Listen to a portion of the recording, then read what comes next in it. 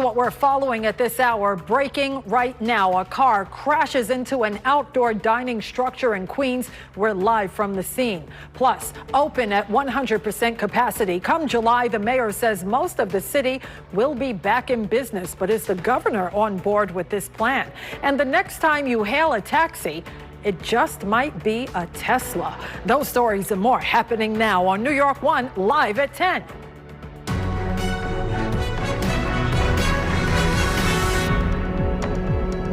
I'm Cheryl Wills. Breaking news as we come on the air tonight out of Queens. A car crashes into an outdoor dining structure, sending customers running for safety. Tonight, Angie Gonzalez is live from a very active scene in Astoria right now. Angie.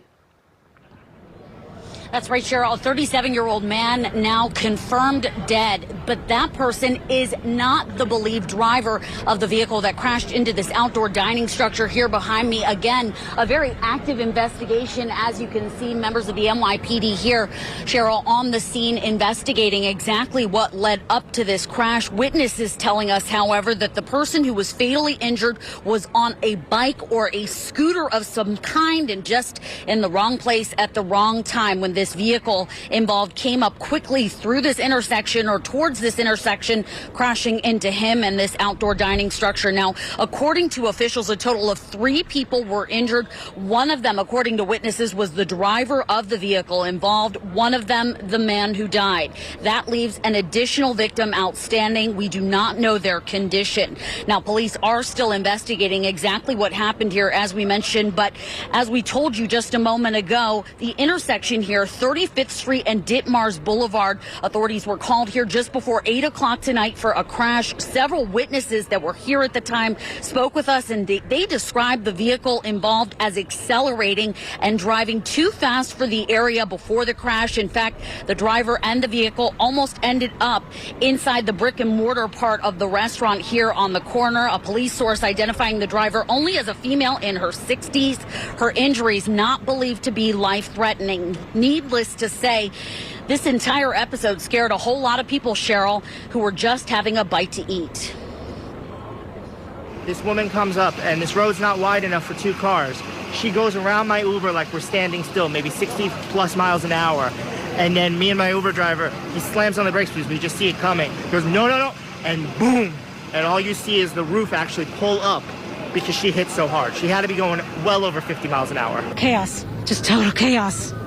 I gotta say, the cops came in, jumped in, the FDNY, they came in, they jumped into action. They got the guy out in seconds.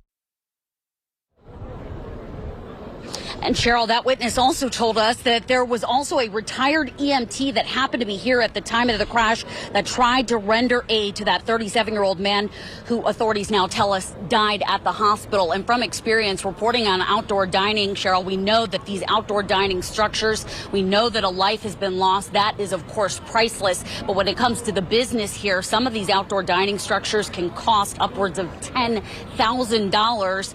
So we'll have to see exactly what happens with that, whether or not they're insured for something like that. But that's the very latest from here in Astoria. Angie Gonzalez. Cheryl, back to you. Angie, quick question for you. That vehicle, that out-of-control vehicle, is apparently still on the scene. Is that correct?